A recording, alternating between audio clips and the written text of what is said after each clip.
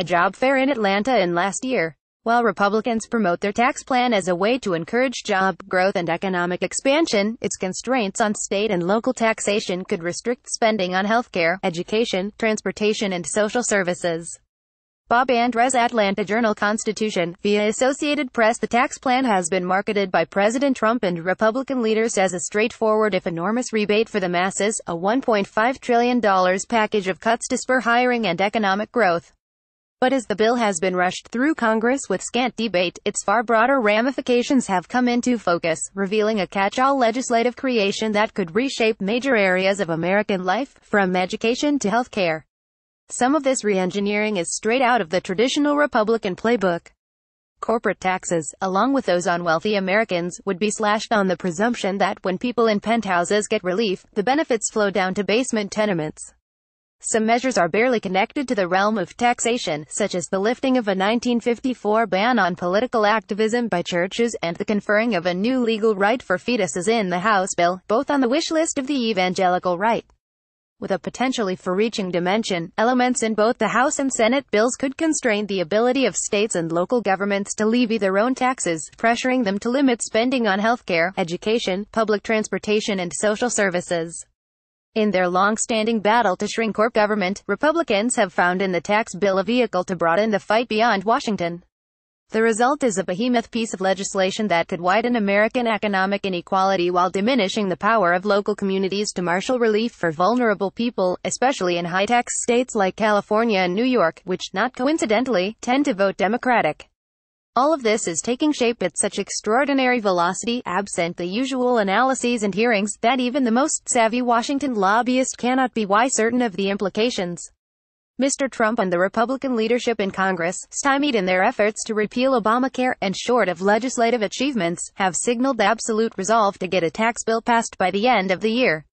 As the sense has taken hold that Washington is now a trading floor where any deal is worth entertaining so long as it brings votes, interest groups have fixed on the tax bill as a unique opportunity to further their agendas. There's a Christmas tree aspect to the bill, said C. Eugene Stoyerl, a Treasury official during the Reagan administration and now a senior fellow at the Urban Institute.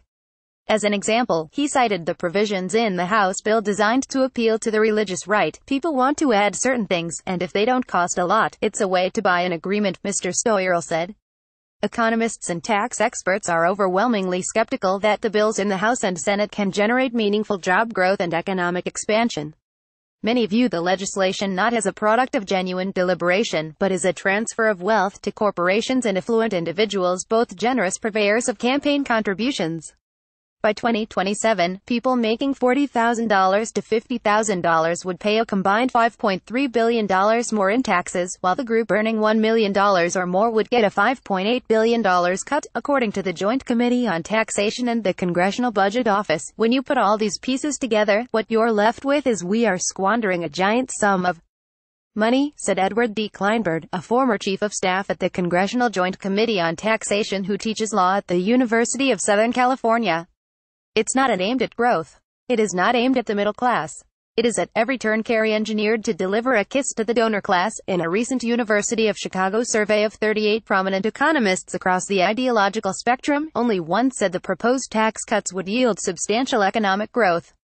Unanimously, the economists said the tax cuts would add to the long-term federal debt burden, now estimated at more than $20 trillion. If the package does have a guiding philosophy, it is a return to trickle-down economics, an enduring storyline in which the wealthy are supposed to spend and invest their tax breaks, creating jobs and commercial opportunities for everyone else. As President Ronald Reagan slashed taxes in the 1980s, he argued that citizens, not bureaucrats, should decide how to spend their money. President George W. Bush bestowed enormous tax cuts on the affluent. But the trickle-down story has yet to achieve its promised happy ending. Only the beginning reliably transpires, the part where wealthy people get relief. The spoils of resulting economic growth have largely been monopolized by those with the highest incomes. Pay for most American workers has been stagnant since the mid-1970s, after the rising costs of housing, healthcare and other basics are factored in. Nonetheless, Republicans are staging a trickle-down revival. Either it's a religious belief, a belief where no amount of evidence would change that, or they are using the argument cynically and they just want more money for themselves, the economist Joseph E. Stiglitz, a Nobel laureate, said. Mr. Stiglitz has long warned of the perils of growing inequality while deriding tax-cutting inclinations. Yet even those who have favored lighter tax burdens are critical of the current proposals. In the late 1970s, Bruce Bartlett developed what would become the locus of the Reagan tax cuts while working for Representative Jack Kemp, a conservative Republican from New York. Those cuts helped cushion the pain from sharp increases in interest rates by the Federal Reserve, Mr. Bartlett maintains.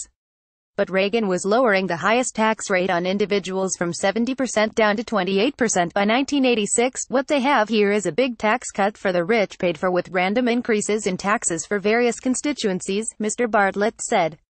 It's ridiculous. And it's telling that they are ramming this through without any debate. All of the empirical evidence goes against the tax cut. The meat of the package is a permanent lowering of the corporate tax rate to 20% from 35%, which business leaders have long wanted. Proponents assert that this would prompt multinational companies to expand operations in the United States. We've been bleeding corporate headquarters and production for a long time, said Douglas Holtz-Eakin, a former director of the Congressional Budget Office and now president of the American Action Forum, a nonprofit that promotes smaller government. But recent history suggests that when corporations get tax relief, they find abundant uses for money that do not involve paying higher wages. They give dividends to shareholders and stock options to executives. They stash earnings in tax havens. In 2004, Congress invited American corporations to bring home overseas earnings at a sharply reduced rate, pitching it as a means of bolstering investment. But the corporations spent as much as 90% of their windfall buying back their shares, according to Bureau of Economic Analysis research. If Congress bestows fresh relief on major businesses, signs suggest a similar result. Many companies are enjoying record profits.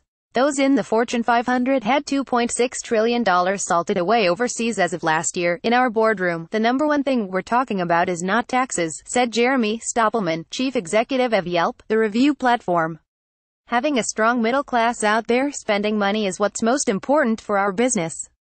If the tax bill widens inequality, local communities will likely find themselves with fewer resources to aim at helping struggling people.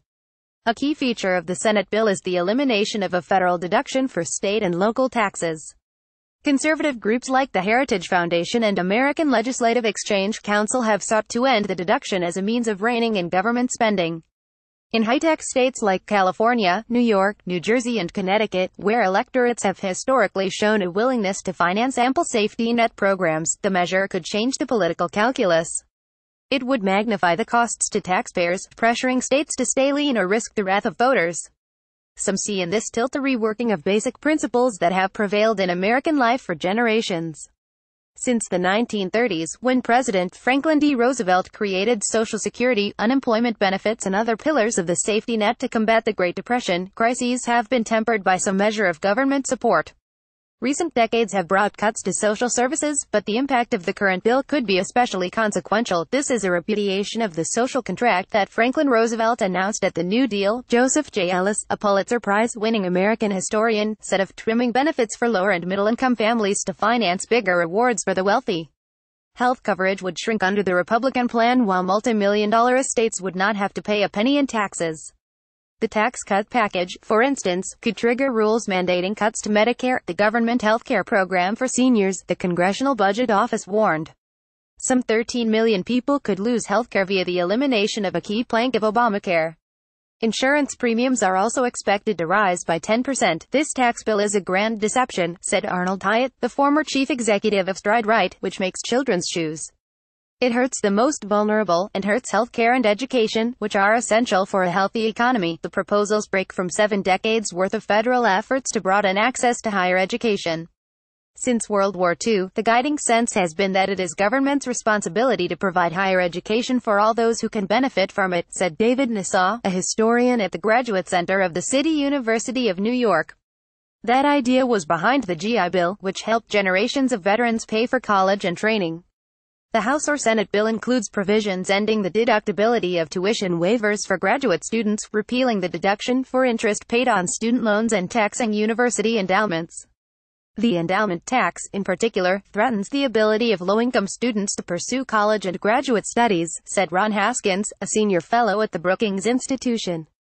proceeds from endowments subsidize students from low-income families, while allowing students across the board to graduate with less debt. When the time of reckoning comes to fix huge deficits, social safety net programs will be first on the chopping block, Julian E. Zelizer, a professor of history and public affairs at Princeton University, said. It's very far-reaching, he added, but there hasn't been much of a debate. David Gels contributed reporting. A version of this news analysis appears in print on November 30, 2017, on page A1 of the New York edition with the headline GOP tax plan could reshape life in the U.S.